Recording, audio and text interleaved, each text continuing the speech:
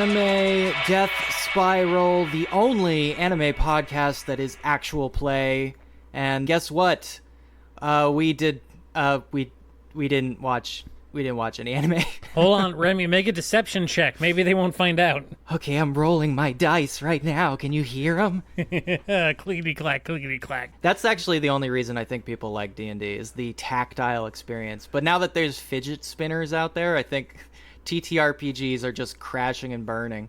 When are we going to get to the Yu-Gi-Oh stage where we have like HoleO tables where we can roll space dice on? That's more of a Beyblade thing, right? Have you seen those Beyblade setups? No, what? Wait, what has like... Beyblade been doing in my absence? Oh, Beyblade is huge, man. You haven't checked in on Beyblade in a while? No. Beyblada's tearing it up. I had a Beyblade when I was 12. Yeah, they're dope. There was a point where you were like, you kind of have to split your attention. You're like, I have a yo-yo. I'm collecting Pokemon cards. What am I gonna get into Beyblade too? I'm juggling all these different things. I've been playing Baldur's Gate. Okay, I see what's been going on here. Anime sort of slipped my mind, if I'm gonna be honest. You know, if we're laying all of our dice on the table, dear listener, I also have been neglecting my anime duty to you, and in fact I have been playing Baldur's Gate. I am a long-time Baldur's Gate weeb. I'm using weeb in the general verb sense now, or adjective sense. That's just dweeb. You're just a dweeb. I'm a Baldur's Gate mega simp. have been since I was 11.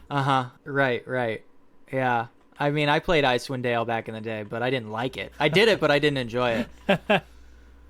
No, I loved all those games. I specifically, a developmental memory for me is begging my parents to buy me the Costco like 3-pack that had Baldur's Gate 1, 2, and Icewind Dale in it. Yeah, that's where we split because I got the same pack, but it was Diablo 2 and the expansions. Hell yeah.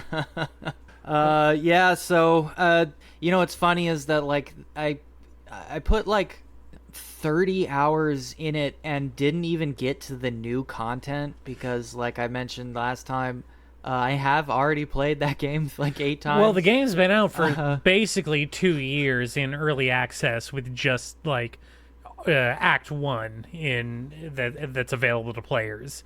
And you've played that how many times now? I mean, a disgusting amount.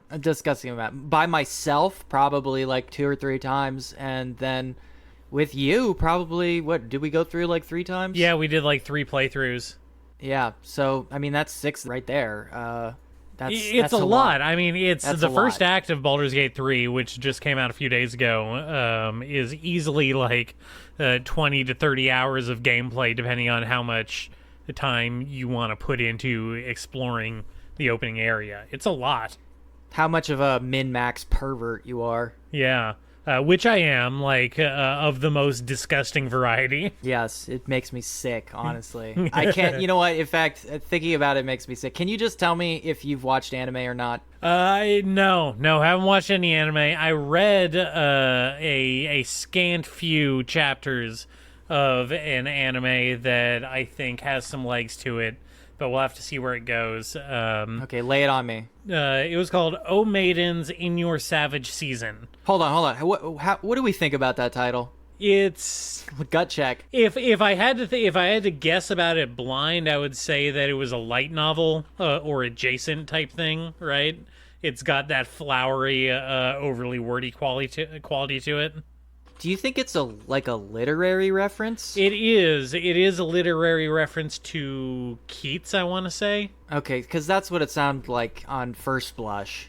What it is it is a... How do I describe it? It's your very bog standard, like, high school first year boner comedy, but from the perspective of an all-girls literature club, if that makes sense. Right. It's coming of age, slice of life. Yeah. But horny. Very much slice of life, very much a lot of innuendo. I was very iffy on the concept. It was recommended to me by a disgusting internet list. You may find them out there, people. Ignore them at all costs. I'm here taking these bullets for you. Yeah. Hey, don't negate the entire premise of the show. No, it sounded worse than it turned out being. Okay. It actually, what got me was the opening bit is that our main character is she's a high school freshman, the standard sheltered, nerdy, bookie type, you know what I'm talking about? Yep. And she has a childhood neighbor friend who she's grown up with her entire life, who she sees totally platonically. Like, this guy has been her best friend up until this point, through thick and thin. And one night, she goes over to bring him some leftovers from a meal that her mom made. And she walks in on him spanking the monkey. And she... Excuse me? I mean, first of all, what got me is that in standard like shonen comedy fashion, right, he would have like kind of like a big freak out moment, maybe causing a humorous misunderstanding. In this situation, he very calmly puts his junk back into his pants and tries to explain the situation to her. What is there to explain? No, he was just like, he was trying to be very effort. He's like, hey, I wasn't expecting you to come over. I'm sorry you saw that. Please don't freak out. Can you fucking knock? And of course she does freak out. She runs out of the house, and they do this very humorous montage of her now realizing how many things just in the world are like phallic in imagery. Oh, I see. So she runs out of the house and she starts seeing boners everywhere. It's very funny. She's removed her glasses and she can see the patriarchy. Basically, yeah. One of the bits they do is like the childhood friend is like very into trains. Cool. And after she has this like realization freak out, they do the entire like a train going into a tunnel imagery thing. The rocket taking off. Yeah, exactly. The hot dog factory. Yep. So okay, all right. Yeah. That's like the first 3-4 chapters, so I'm very early on. Like I said, I've been playing Baldur's Gate. Love a Monty Python reference. Yeah. What have you been reading? What have you been watching? Well, a long time ago, I did read and watch something called Asobe Asobase. Yeah, you mentioned that earlier. Yeah, which has a lot of overlap with what you're talking about here, which I think is cool. It's not super horny, but it started off as very goofy, and then it has slowly, over the course of like 80 chapters, kind of pivoted a lot into like more explicitly Yuri territory, which is, not unwelcome, but a little strange. You ever read a series where like the main characters just slowly get sidelined over the course of its run, and you end up with a completely new set of characters? It's kind of weird. Weird when that happens. Rarely. That kind of happened in His and Her Circumstances.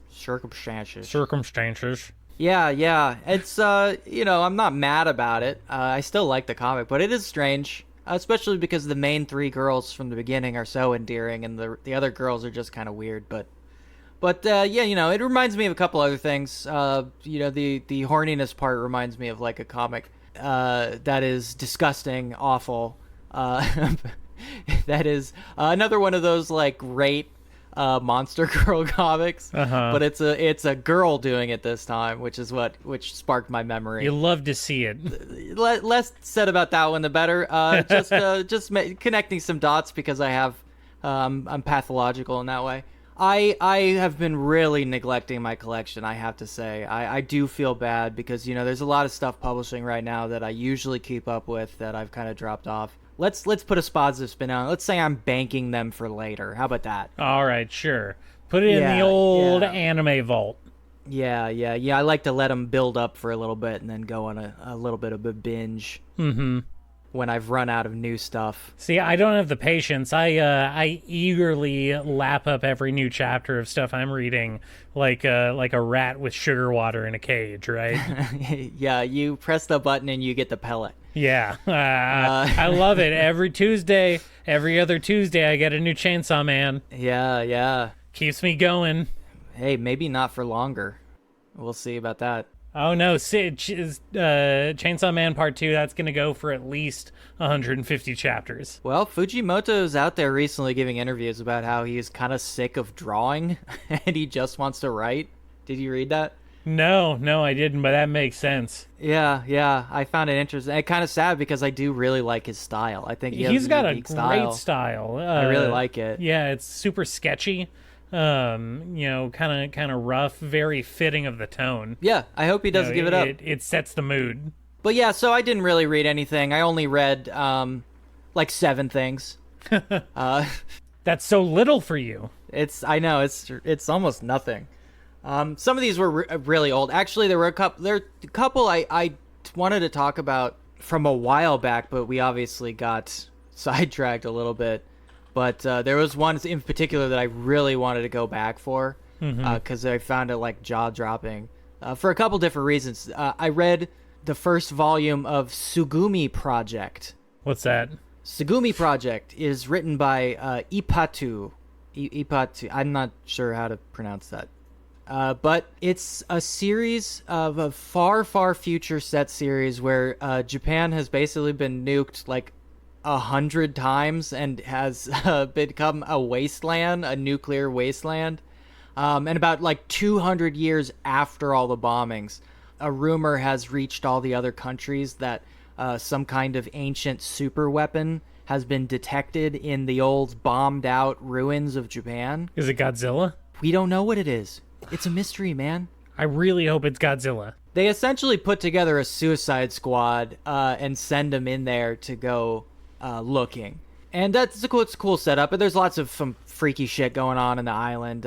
Our main character he's an interesting guy. He's very much of an action hero kind of dude, but I like him a lot. What's notable is that Ipatu went and studied in France and discovered like their love of comics in the French scene, which I think is really interesting. I do like seeing that crossover because no one are bigger weebs than the French. Well, and also, I mean, this is obviously very subjective, but I love to make declarative statements like this.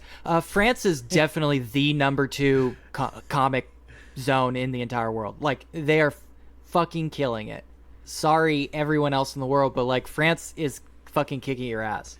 I mean, it is interesting to see how the art form evolves in an environment where they value like artists, beauty and skill. Oh, and they have health care and no student debt. Yeah. Yeah, it's incredible what can bloom. Yeah, good food, and like culture. Yeah.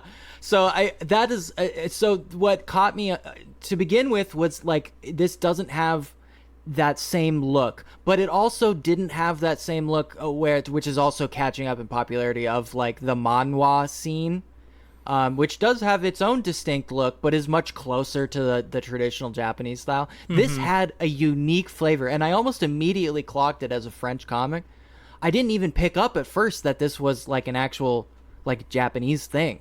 It took me a little while into it to realize like what was happening, because the French flavor is so strong. It is incredible. It's really, really beautiful. It's incredibly well illustrated. It has like a really interesting sense of adventure to it. Also, none of the characters are Japanese. As I mentioned, Japan is a basically smoking crater at the time. So there's lots of like cross-cultural stuff happening, which I think is also probably an influence of Ipatu living in France, which I think we've talked a little bit about the let's say, ethnic homogeneity of Japan. A little less true in France. Well, I don't think we want to get political about it. Let's not get political, but France is also pretty racist in their own way. They have their own problems, but you go into a city like Paris, and it's a pretty big spectrum of people.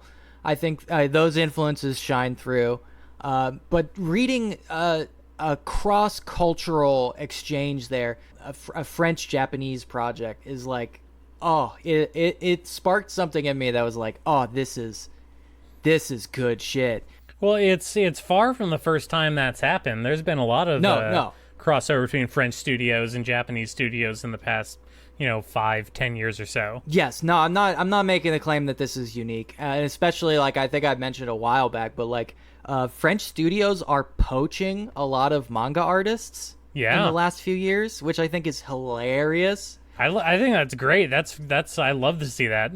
No, I think it's great for us. It's great for them for sure. Because it's probably not great for the manga artists when they get to France and see what it's actually like to live there. To live a place that respects artists and has like free healthcare and retirement age. No, I was gonna say a place that hates Asians. They really hate Muslims more than anyone. Hey, ain't that just the way?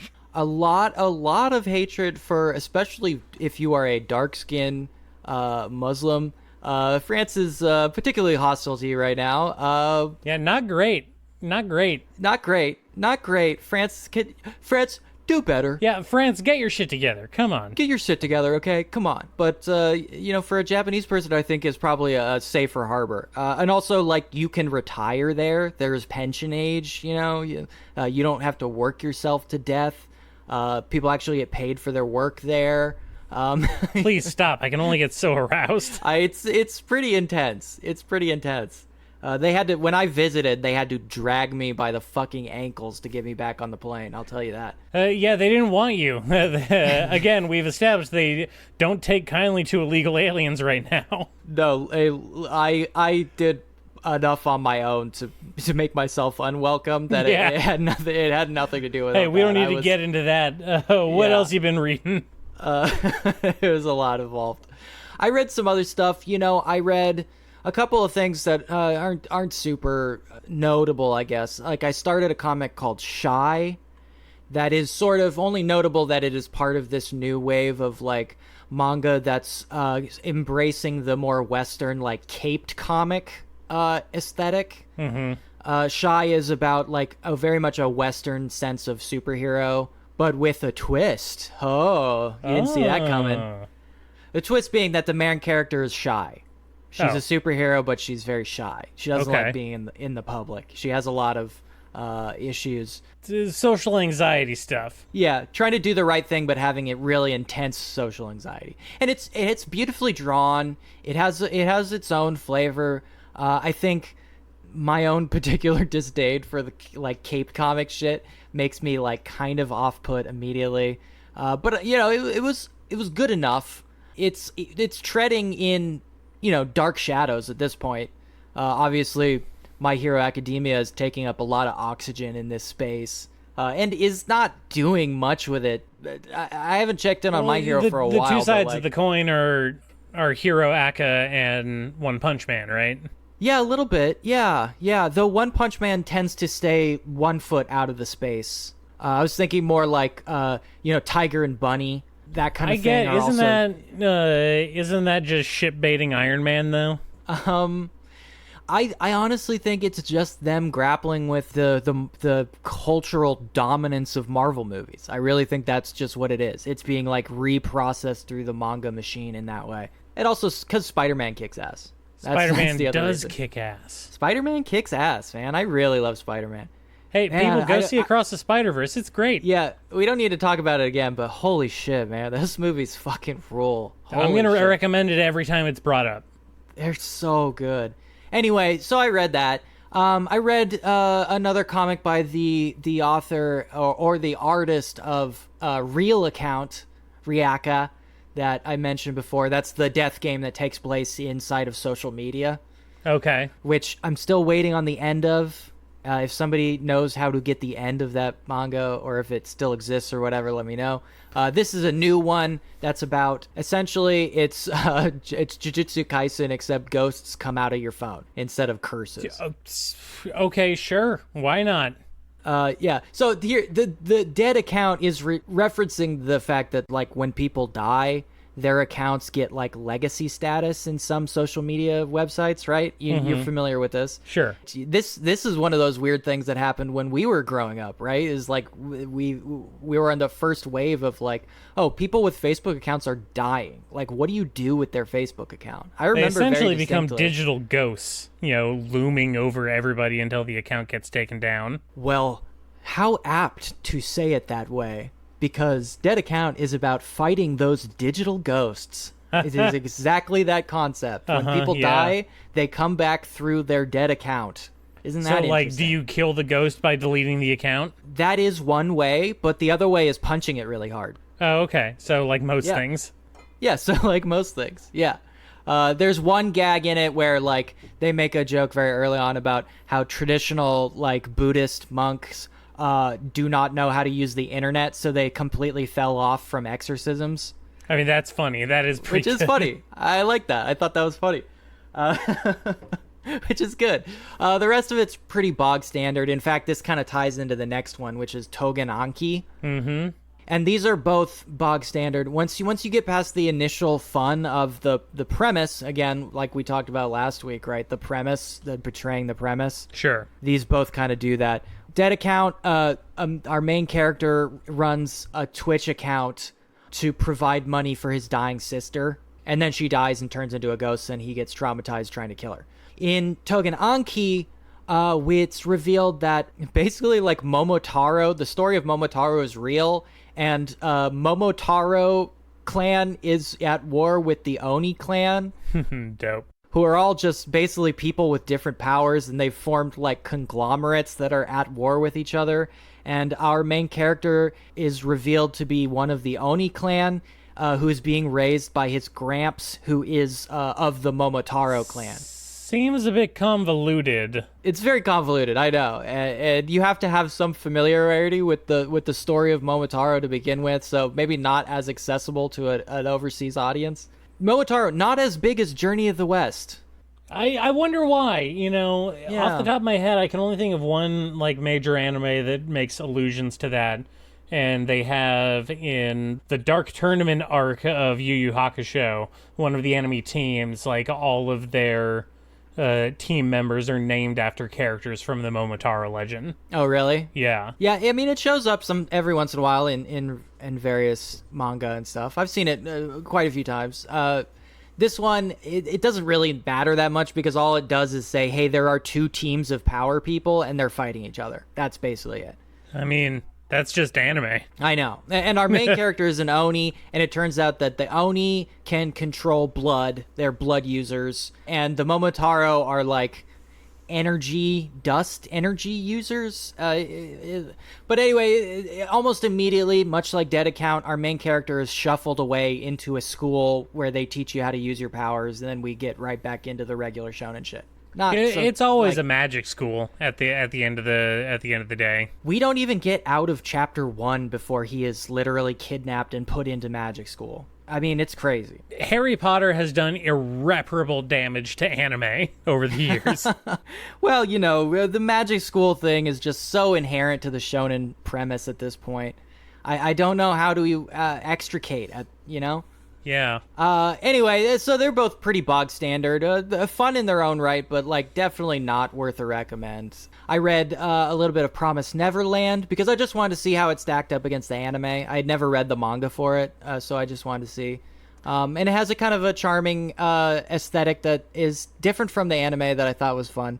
But that was that. I read a rom-com called Sinking Too Deep Into Your Rabbit Hole. Okay. Bad title. It caught my attention. Yeah, fun premise.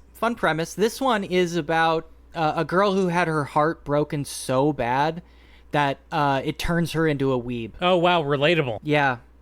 And she basically vows off 3D boys.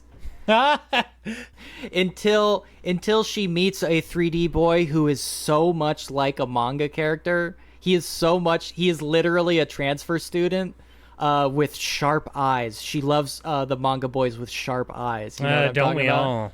Yeah. And she decides to protect her heart, let's say. She decides to basically obfuscate her own attraction to him by pretending that he is 2D. So she constantly talks about how she's stanning him instead of having a crush on him, that kind of thing. The twist being here is that he's actually seemingly, I'm not sure how metaphorical this is, but it's presented in the first chapter as him being like physically allergic to women. No, that's just being a rom-com protagonist, like in a certain era. But he doesn't do it like he's shy or like he gets literally violent when women are like in his vicinity. So he's a misogynist. Well, that's what it comes across as at the beginning, but then our main character, like, you know, does the rom-com thing and like kind of pokes through his bubble and discovers that, oh, it's like he has a thing about it. He's like way too embarrassed or shy or something. It's not really fleshed out as far as I got, but yeah, it's this girl constantly doing like, this boy is the manga character I really like. Oh, but wait, he's like actually real, and I don't know how to deal with that. That's kind of the thrust of it, which is kind of cute. It's cute. It's fine. I can see that. In my head, it feels like you would have to thread a thin line between being cute and coming off as like writing essentially a male incel redemption story, but hiding it behind the fact that the main character is a girl. Yeah, you know, the thing is, he is not like an incel at all. Like, he's like a cool dude, and like he's popular with all the guys, and he's good looking, and he knows how to dress. Incel. That's what I'm saying. Oh, yes, she is a femcel for sure. Yeah, and it comes off as like a male writer going like, "Well, see how they like it." Yeah, it kind of, but it's very sympathetic to her. It doesn't present her as like creepy or anything. It just presents her as like someone who had their heart broken like a little too hard. You know what I mean? No, I don't. I don't know what you mean. No, you wouldn't. You wouldn't. The rest of you, maybe like me, you might have had this happen to you, but I don't know. It was very relatable to me. Okay, so the big one here is, and this is like the big one. This is, I read one called Shumatsu no Jinrui ni Bunmei wa Hitsoyou desu ka? Did I get any of that right? I don't know. I don't know, man. I think the English title is Does humanity need civilization at the end of the world? No. Next question. Yeah. Well, hey. You'd fit right in. This is by someone called Tali. This is really, really great. I actually immediately devoured every available chapter of this because it's fucking amazing. This is a post-apocalypse type world. That's where we're kind of dropped in. That's what we're led to believe. Some bad shit has gone down, and society has fractured. There's no like disease killing everybody. There's no zombies. There's nothing like that. Oh no, that's the most realistic end. People just stop caring. Yeah, I mean, it really is that it's sort of like everything that came before kind of just failed and broke down, and now people are living in the result of a society that like reached a point where it ceased to function. Sure. And so people are kind of living in a more, like, we could call it eco-primitive way, I suppose. And our main character is part of a group that goes around collecting relics of a lost civilization, essentially. And that presents itself as, like, a cassette tape player. Sure. Yeah, you know, a Game Boy, that kind of thing. I mean, I was just imagining someone delving like deep into the ruins and coming back up with a set of Kiss disco albums. It really is that, and it does have like a very similar sense of humor like that. It is extraordinarily charming. It is dripping with true empathy and humor and like a deep love and sympathy for life, which you do not get. Again, I think we talked a little bit. I don't get that at all. We don't get that in a lot of quote-unquote post-apocalyptic works. We talked about Bucket List of the Dead, and I called that thanatological. This is the polar opposite. This is about like what it means to be alive and the beauty of being alive and discovering what's worth living for. And our main character at first thinks he's doing a job that is collecting these relics for quote-unquote God. He thinks he's collecting them for God, who is just as we've pieced together a leader of this like weird organization that is collecting up all these old relics so that other people can't have them. And he's just driving around picking stuff up, and he doesn't really get why, but he feels like having a thing to do is essential to have like a way for his life to move forward, because his father just took off on him one day. Went to go get cigarettes. He literally did. Our main dude was like fishing down at the river, and he comes back and he's like, "Dad, I caught some fish." Oh, his tent is gone. Oh, this fucking sucks. Oh shit. That's very funny. Yeah, it's funny. And like I said, there's an incredible sense of humor in this comic. And he meets up with a girl who is looking for her father's murderer, which is slightly more serious, though it's not treated super seriously. And they just kind of like, they start for the first, a little bit of the comic, they just kind of bum around and kind of experience what life is like in the aftermath of all of this stuff. And they have like fun, charming, weird, occasionally fucked up, but kind of sincere interactions with people. They meet up with a guy who has rediscovered how to make naan bread at one point, and it's very charming. Oh, He's I like that. I'm the guy who discovered how to make naan bread. When I was a kid, a guy passed through our hovel and he said, "Here's some wheat seeds. If you grow these, they'll make wheat." And I did. I worked for a really long time and I grew wheat. And then I used that wheat and I made naan. And they're like, what is naan? What even is that? And he's like, "Check this shit out." And he busts out a big ass naan and they like fucking nibble on it from each side like it's like Lady and the Tramp. It's fucking hilarious. Oh God, I want some naan now. It's very cool. I know, naan is great. It looked like he had some butter on that shit. A little bit of butter naan. Put it away, boy. It makes me hungry.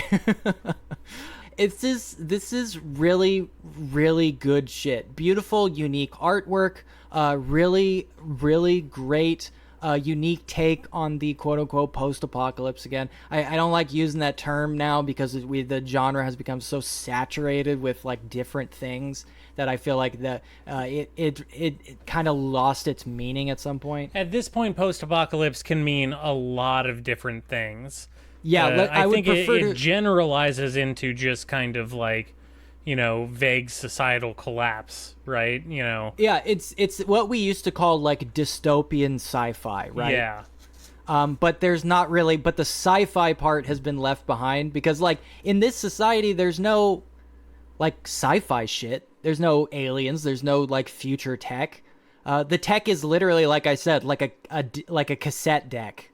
I mean, in pop culture, post-apocalyptic basically refers to anything that could be mistaken for a Mad Max screenshot. Yeah, and there's so many variations now, like the standard post-apocalypse, right? I Am Legend, right? Mm-hmm. The zombies, and then there's I've been rereading Book of the New Sun, book 1, the Shadow of the Torturer, and that's part of what you would call the Dying Earth subgenre, which is like Earth so far in the future that like it's completely unrecognizable, except for like every once in a while there's like a wink and a nod. Sure. But like civilization has transformed so far that if you didn't pick up on it, you would think that it's like a fantasy book, that kind of thing. Like some kind of horrible planet run by man-apes. It is kind of like that, yeah. I would say Earth isn't really dying in Planet of the Apes, but it is sort of, it fits into the genre. Yeah, this is more of like the anarcho-primitivist subgenre of the post-apocalypse, I suppose. It's people putting the pieces back together after everything kind of fell apart. I guess, that's the good way to describe it, I think. It is oozing with charm. It is beautifully drawn. The characters are extremely endearing.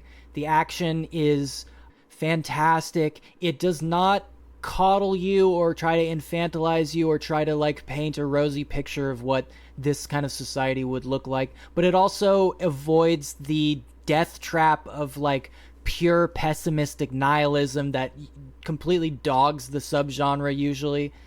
It tickles every fucking pleasure center of my brain. It's perfect. I fucking love this comic. It's so good.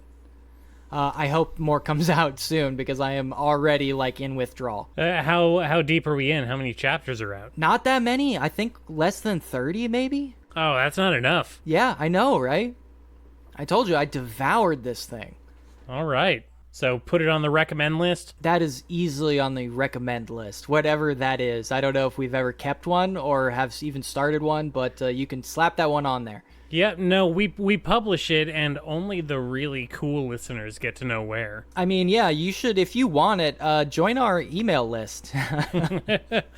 Join our bulletin board. Do you want our zine that has our recommendations in it and my little scribbled fan art? I bet you do. We would have killed it if we could go back to like 1994 and done an anime zine. Oh, imagine the power we'd have over the community. We would have slayed. We would have been huge sellouts by now. Absolutely. God, yeah. I can only imagine what kind of anime commentator billionaire dollars I would have. I mean, it wouldn't be Crunchyroll. It would be Remy Roll. Okay? Okay, all right. I think that is a good place to break for now. Yeah, that was definitely funny enough for a break. All right, bye. Bye.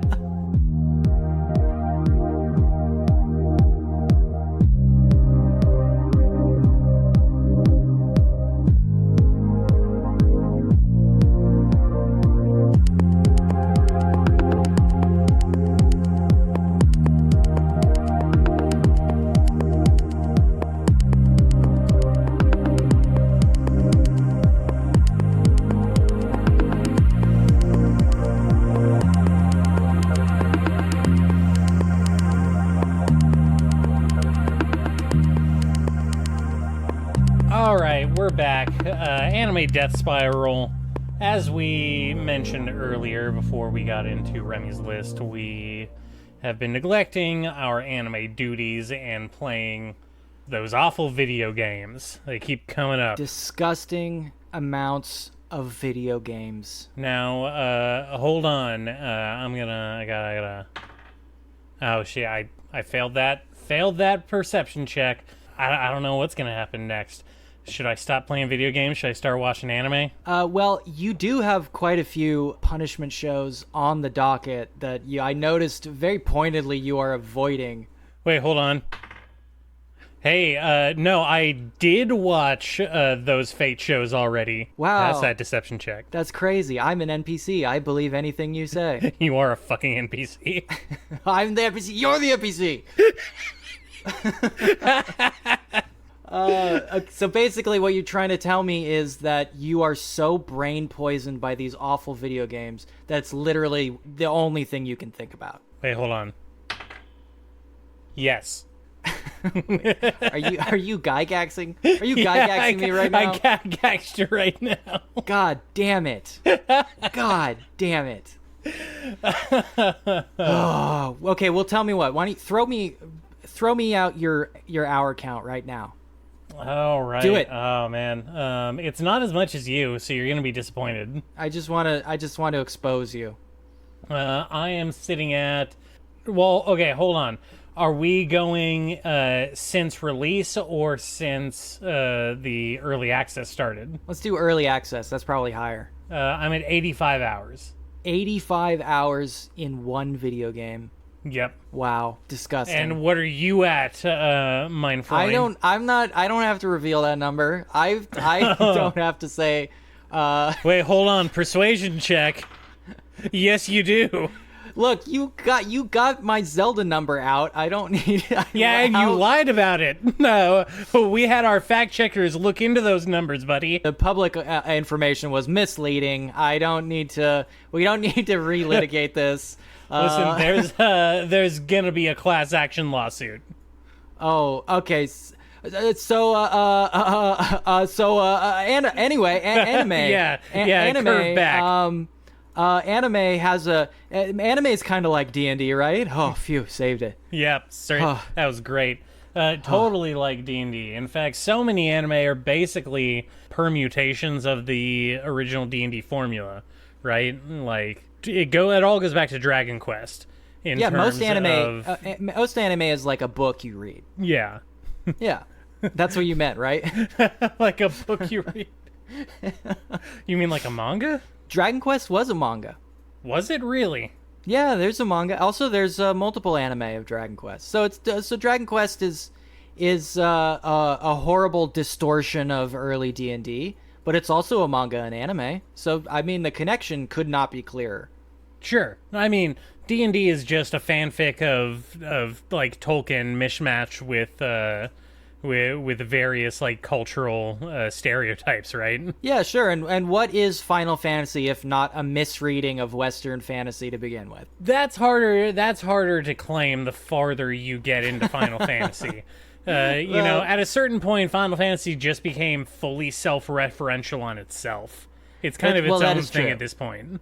I think we took a serious turn when the steampunk stuff started getting rolled in. No, there's a lot of like anime that's just straight D&D stuff. You know, we've talked about Record of Lodoss War before, which is just like a one-for-one D&D adaptation into an anime. Like they were straight up about that. Yes, it is. Also, one of the best Metroidvania games ever made. You talking about that Deedlit game? Yeah. I haven't played it yet, but I heard good things. It fucking rules so hard. It is so good. Yeah, no, it legitimately is. How does it, did you play that other, like, Metroidvania follow-up game that the Symphony of the Night guy did? What was it called?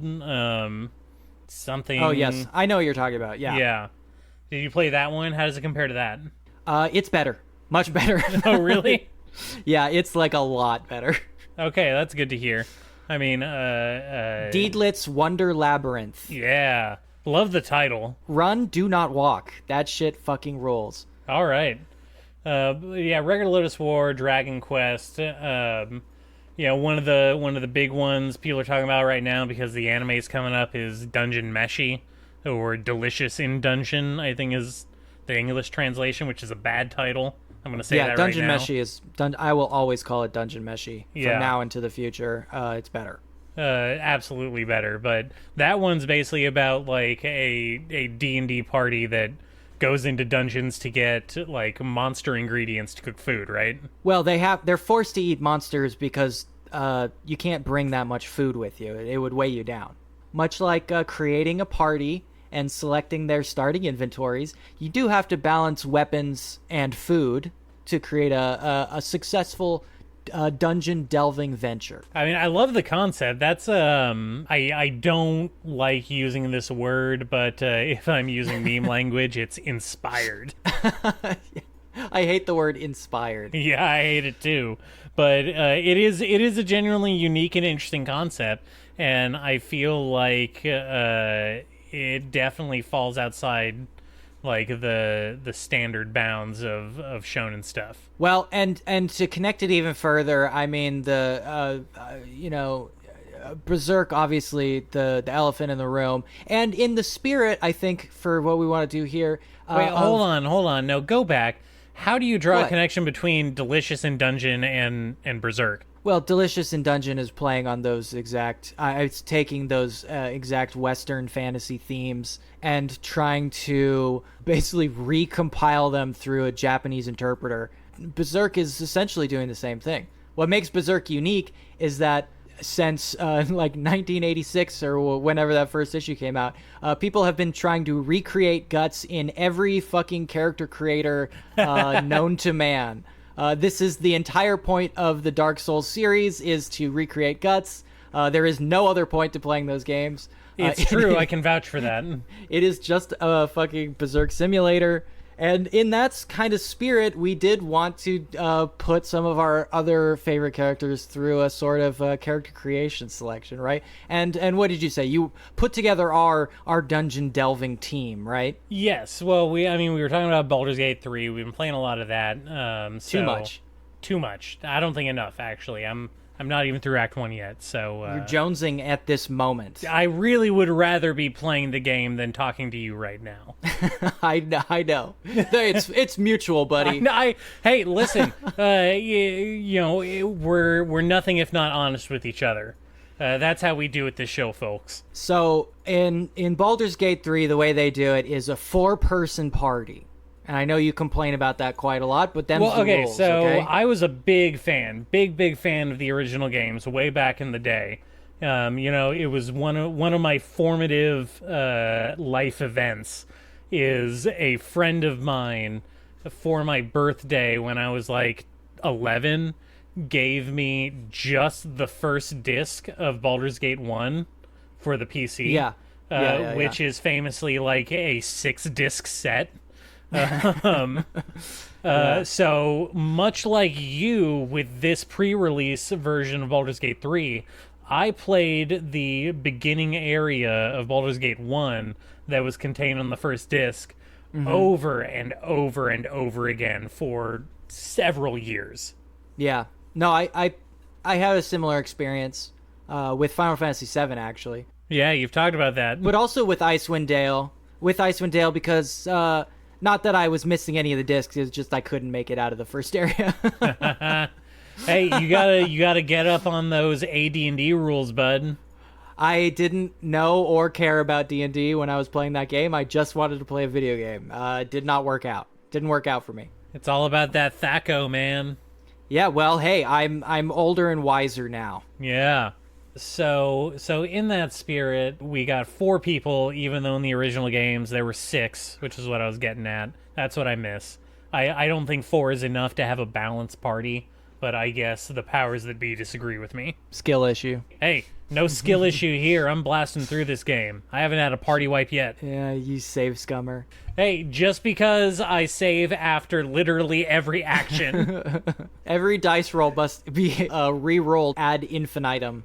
Hey, listen, inspiration dice are just quicker reloads. I fucking hate inspiration dice.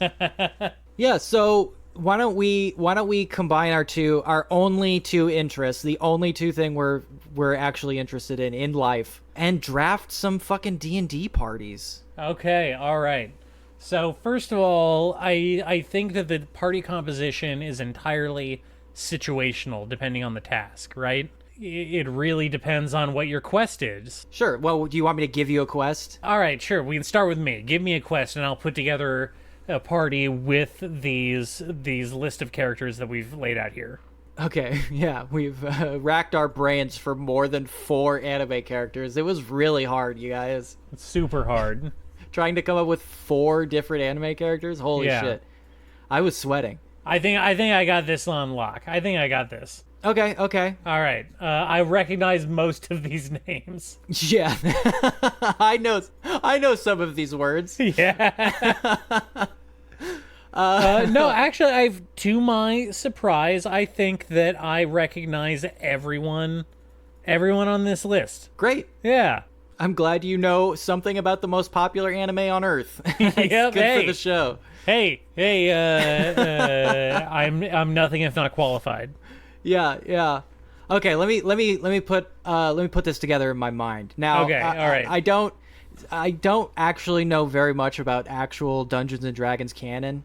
I watched that movie. Well, hold on. No, that's the wrong way to think about it. I mean, there are like famous settings that they use. The one in Baldur's Gate is the ever popular Faerun setting, but of course, the Sword Coast. Yeah, the Sword Coast. But D&D is whatever the fuck you want it to be, right? It's yeah. I don't know very many of the names. I'm gonna here we go. Ready? So your avatar, you're a wanderer who has arrived at the gates of Fantasyland City. You're stopped at the gates by some fucking pockmarked grubby guard, the kind you wouldn't even bother to pickpocket, because he probably only has like a stick and a rotten apple in there. He tells you all wanderers need to be checked out at the guard station because mysterious murders have been happening in the city, and we don't trust outsiders. Yeah, so you show up. It's pretty crowded in there. It's like an open casting call. There's all kinds of weird people in there. You don't even recognize most of their races or classes. They're just spread out all over the place. Well, that's because I'm colorblind. I don't see race or class. Are you taking skill traits already? I'm just talking about me personally. When you finally make it through to the chief constable of Fantasyland City, he lays it out for you. Citizens have been going missing. The only clues have been bloodstains dragged into the city's sewers and ungodly claw marks found on door frames and kitchen tables. He has tasked you with putting together a party and making your way down into the foul sewers to discover what lies beneath. Scenario completed. Okay. I was wondering if how you're gonna end that one. You just kind of ended there. Well, what more do you need? Okay. All right. Well, we have people going missing in a Fantasyland city, and where you got to go in the sewers to investigate. I got that right? Yeah. There's like maybe a monster, maybe not. Yeah. Easy party. 4 people. Okay. All right. We're gonna start with Who do you got? We're going to start with Ginkgo from Mushishi, because he knows all about all sorts of monsters and spirits and sprites and whatnot. He's a freak knower. Yeah, he's your sage, right? He's your knowledge guy. Okay, yeah, lay out their class and how they fit in your party. If we're going like strict D&D rules, like just what's in 5th edition, I guess that would make him like a lore master bard, bard with the lore master subclass. I recognize some of these words. He knows all about esoteric knowledge and arcana and whatnot. Okay. He's a ritualist. He knows what to do. All right.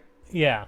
Obviously, we're gonna need to bring some muscle that has tons of experience fighting monsters of both a physical and spiritual nature. So I'm bringing Itadori and Kugisaki from Jujutsu Kaisen. Okay. All right, that's 3. Yeah. Well, hold on. We gotta go over what they are. Yeah. What are they? I think the obvious choice for any Jujutsu sorcerer would be a warlock, right? I could see Kugisaki being a warlock. Yeah. Itadori, not so much. No? I mean, I guess so. Specifically, like in D&D, warlocks' whole thing is that they get their mystical powers by making deals with evil spirits. Like, doesn't that kind of fit Itadori? It kind of does. I mean, he definitely has a demonic patron, for sure. That's a classic warlock. That is classic warlock, but like Kugisaki, she fights primarily with actual like curse moves. I've always said she's one of my favorite characters in Jujutsu because like she actually uses like curses and stuff. She's got the straw doll and hammer and nails. Yeah, the voodoo dolls with the nails. Yeah, I love it, which I love. It's great. I think is so cool. Itadori is more of your classic punchy guy. I mean, you can be a punchy warlock though. They have a whole subclass. Okay, I can't remember what it's called, but you get demon punches basically. A war jock. Yeah, basically. Yeah. Okay. Well, hey, it's your class. And then we need to cap it off with I think someone who's kind of range based, caster based. Sure. Some kind of spell person. And that's a bit harder to nail down here, but I think I'm gonna have to go with Mob, right? Okay. In fact, I'm pretty sure Mob is an auto take in any party because he's He's all powerful. Hey, well, this is Fantasyland City, okay? So this isn't Earth, all right? Okay, all right. It's toned down a little bit. All right, fair enough. Mob has some unique mechanics, but he's still a character. And he's your classic psionic-based wizard, right? He can do stuff with his brain. Right. He has a lot of psychic damage. Yeah, that's my party to go down in the sewers. See, Mob would be fun because he has that unique character trait where if he takes enough damage, it builds up his meter, right? Oh, and sure, so he can inflict like area of effect spells once he reaches like a certain threshold. Yeah, love a character with a unique mechanic. That's always fun in a game. It's great. Love it. Okay, you want me to cook up a scenario for you to put together a party? Give me a scenario. Okay. Scenario initiated. Okay, He's racking his brain, folks. I am trying to put together a narrative. It's been so long. He's trying to think of a movie that he can... Nope, that's Lord of the Rings. Yeah, no. Nope, that's wait, no, that one's Glaive. Dragonheart. Wait, no, that one... Oh, shit, that's the Dungeons & Dragons movie. Damn you, Chris Pine. Okay. The Chris Pine-assance. Really loving it. Okay, so you are a classic adventure wanderer. Okay. You've happened upon a mysterious tower in the wilderness. Great. And inside is a wizened old man who has much knowledge of all things magical and spiritual and demonic. Dope. And he wants you to go down into this dungeon nearby to get a magical crystal egg at the bottom. Dope. But lo and behold, and here's the twist. So you're gonna get a little bit of foreknowledge to apply to your team here. He's actually an evil wizard who enjoys sending people into his dungeon to do like death game type shit. So now you're in a dungeon death game. How did I find that out after entering the dungeon or beforehand? You go into the dungeon and he locks the doors behind you and explains the situation, Saw style. I see. And that's where I meet my party? They've already been entrapped? Exactly, yes. You're a Saw 2 party. All right. And what kind of death games are we dealing with here? You know I'm a stickler for these kinds of things. I mean, obviously most of them are going to be trap-based. So he's telling me that there is the possibility of an escape hatch somewhere.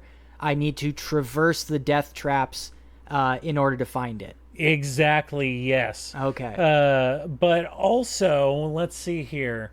Only one of you can get the egg. Everybody else dies. Wow. Wait, the egg is real. Oh, yeah, the egg's real. And what does the egg do? It doesn't do anything, but it's a big gem and you get to keep it if you live. Oh, it doesn't have any magical properties? Well, sure, why not? It makes you God. I don't know. It makes me God. So I could resurrect my party after they die. No, it doesn't make you a god of that world. You can't do that? That's like the one thing I'd want to do. I guess I don't have any red scrolls in this scenario.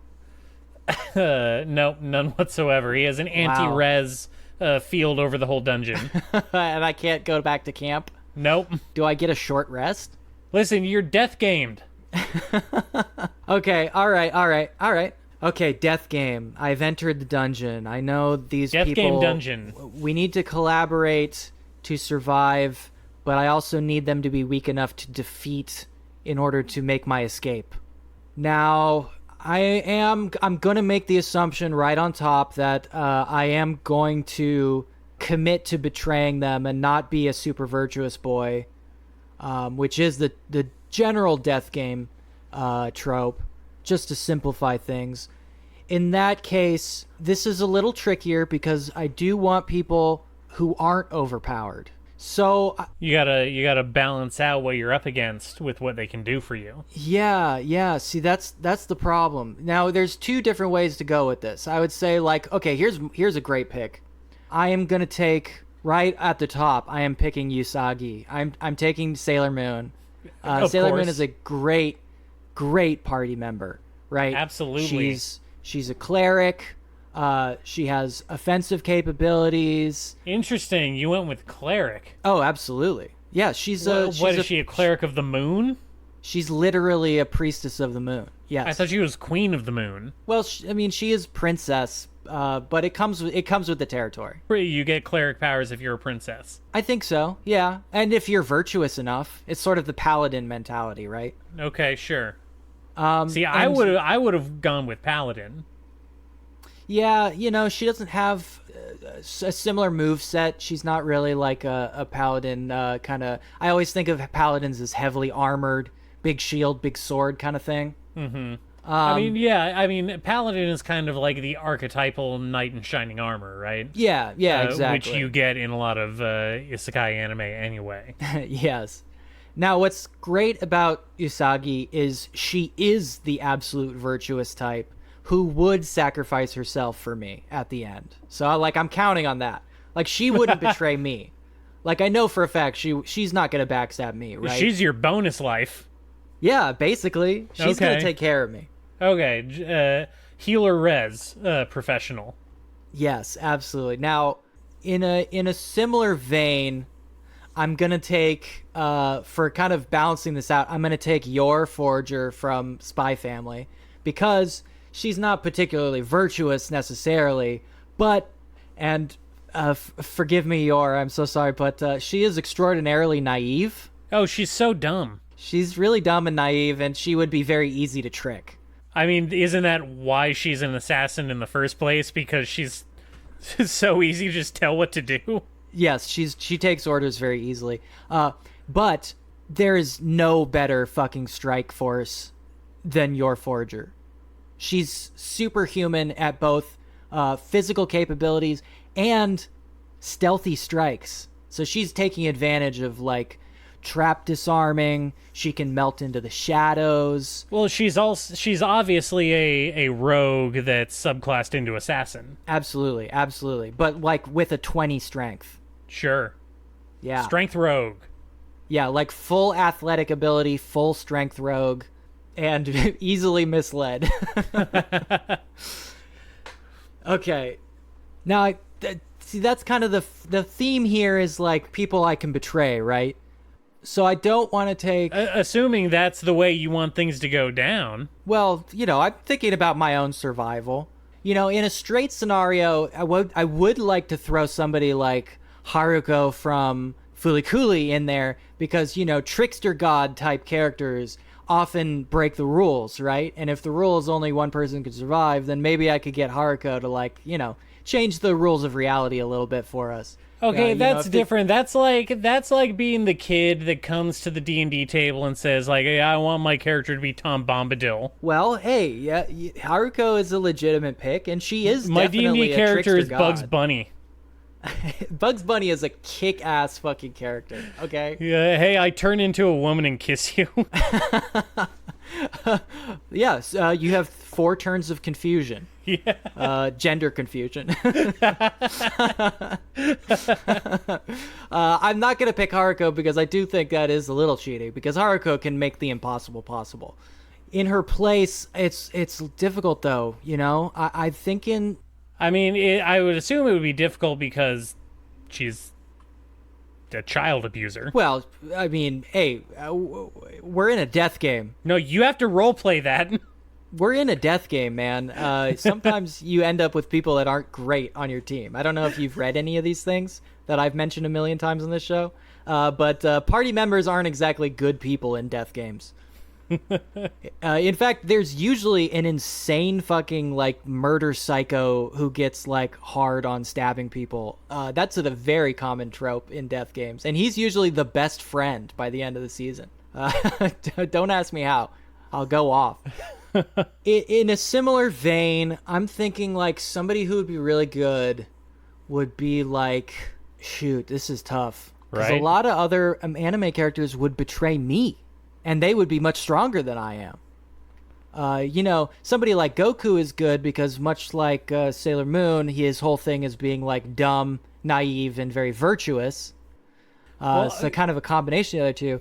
But what about someone like Jotaro? He would never turn his back on his friends. Well, Jotaro would make the impossible possible again. So, like, Jotaro doesn't lose ever. Well, hey, I haven't got to the end of Stone Ocean yet, so don't get ahead of yourself. Hey, you need to hurry up on that one, man. Jotaro, I mean, he is a great pick, obviously. All right. Maybe this will make the decision easier for you. In this scenario, you've written down Asuka, no robot. Well, I wouldn't choose Asuka for her robot. I would choose Asuka because she's very easy. Why. I know why you would. She's very easy to betray, and it wouldn't feel bad. She is a little crybaby. But, she does have uses.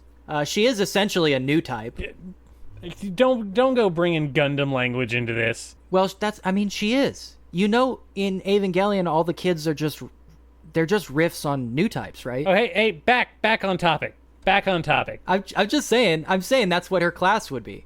She's not necessarily a psychic, but she does have intuitive psychic traits. Her class is new type Gundam pilot. Essentially, yeah. Just because she isn't in the tube doesn't mean she doesn't have like mental powers. Doesn't it though? No, it definitely does. So I would pick, like, in a similar sense, like Meiruko-chan is really great because she has like all the detect abilities. She's not very strong, so easily overpowered at the end, in the end. But she can see invisible creatures. She can interact with spectral creatures. She even has like anti-phantom abilities. So if we encounter, dungeons, a lot of time these dungeons will have evil specters or vengeful ghosts in them. Hard to deal with a full physical fighter build, Mm-hmm. Intangible is like one of the most annoying traits for an enemy to have. Hard to deal with unless you have the right items. I hate it. Yeah, so Meiruko would be really helpful in that case. So I think I would take Meiruko, kind of round out that side of the party. And then as a final pick, you know what? I think I would go with Kaguya-sama. Go! Full int build. Full int build. If there are puzzles, she can solve them. If there are traps, she can disarm them. If there are doors, locks, she can pick them. She can build gadgets and mechanical abilities. She can deal with constructs easily. 20 in int is a very useful skill to have in a puzzle dungeon. Okay, well, what's her class? Well, she's not a wizard or a sorcerer. No. Obviously int-based. I don't know, dex-based? She does have high archery skills. She is definitely good at archery. She's more dex than a strength, obviously. She has like a 0 in strength. She's not really a fighter at all, so I wouldn't say ranger fits very well. I mean, mental fighter. I'm mentally fighting you. I would say something... I mean, she brags about her Mensa membership. I mean, what class... Is there an engineering class? I mean, it depends on how granular you want to get with the rules, but yes, there's an anything class for whatever you want. Between I think, supplementary books and homebrew stuff. I think, I think I'm not super familiar with D&D, but I do think there are engineering classes like gadget users, Sure, yeah. Isn't that what, like, the stereotypical, like, fucking dwarf or they make goblins in some of these settings, like the trap master or like the engineer in the party. They have like oddly flying enough, machines in a lot of D&D like official media, especially the Forgotten Realms stuff, I always see gnomes pop up as like the tinkerer ones. They're like tinker. Always, yeah, tinkerer class. She is a tinkerer. I suppose. She's also very short, so it kind of fits. She's a gnome tinkerer.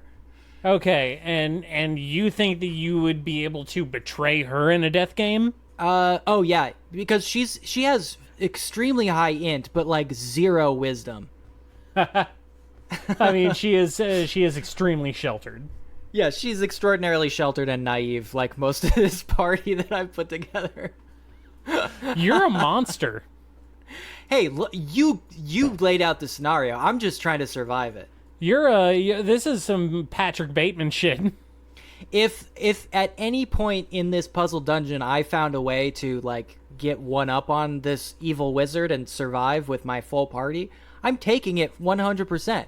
I'm just saying, in the worst case scenario where this is a sole survivor, or even, hey, a no survivor death game, not uncommon. Yeah, I want to be in the best position possible. That's all I'm saying.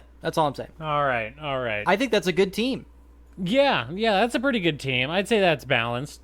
Obviously, it's going to be trap heavy, but there is going to be some nuanced politicking involved between the characters. I think you accounted for that well too. I think these people would gel pretty well. Also, four women. All right. Well, you did better than me. I guess that makes me a misogynist. I win feminism for this episode. You lose. Oh no! When's the Barbie anime coming out? You know what?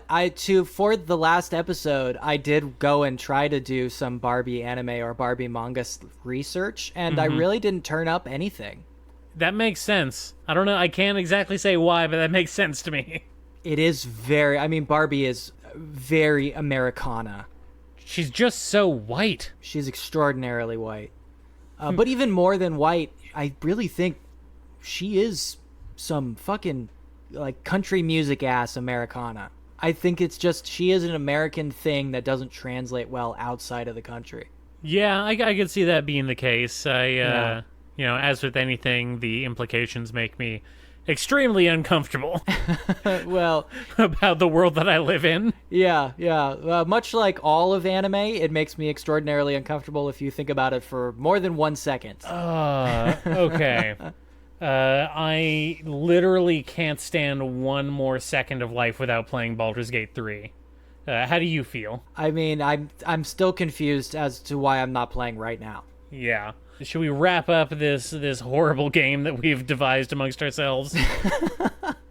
Yes, but I need you. I really for the next episode, I really need you to commit to working on these punishment games, or else the audience is going to lose faith in the stakes that we've established for ourselves. Listen, next episode in 1 week, I'm going to come back to you versed in the world of fate. Well, I expect at least one of those things to be knocked down. I don't expect all of it to be taken care of in a single week, but I expect at least one. I'll see what I can get through, but high hopes are far on the horizon. You heard it here, folks. The commitment to the show is unshakable. Hey, I didn't say I wasn't going to watch it. I'll watch it now that you've guilted me on air. Yeah. But I'm not going to like it. I'm going to cut this part out and put it at the top as well. Good. Good. Fine. Yeah, I want you to do that. Good. Do it. I actually like that. Okay. All right. Oh. All right, you handsome and beautiful listeners. I know you enjoyed that just as much as we did. Go and either play Baldur's Gate or like fucking watch some anime or some shit. Go do that. Yeah, go do that thing. Do we have to do it all the time for you? Sometimes you should do it. Yeah. Hey, you get back to us with some anime. Yeah, when am I going to get your recommendations? Check out our X profile. I will never call it that. I will die before I call it X. Oh, God. Okay. All right. I'm tired. All right.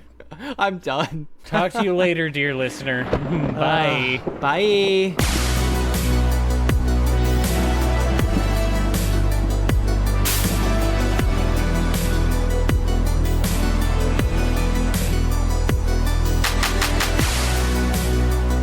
I'm gonna lean back in my chair and get a little comfy. I'm gonna bring the register of my voice way down low.